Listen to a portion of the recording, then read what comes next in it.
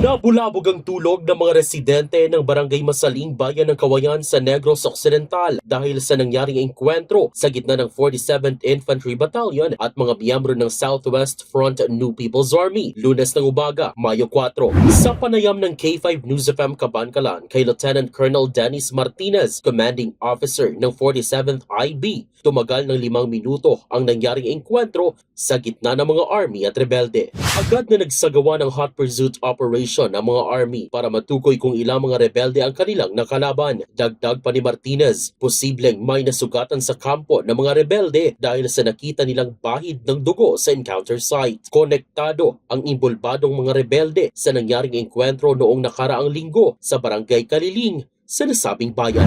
Balita mula sa Kawayan, Negros Occidental, Zairo Vanelbay. Para sa Kampiyon na Balita, Serbisyo Publiko at Kasiyahan sa Negros, K5 News FM. Bukod sa Mighty C, way na ko gina-allergy, way na ko gina-masakit. Salamat Mighty C!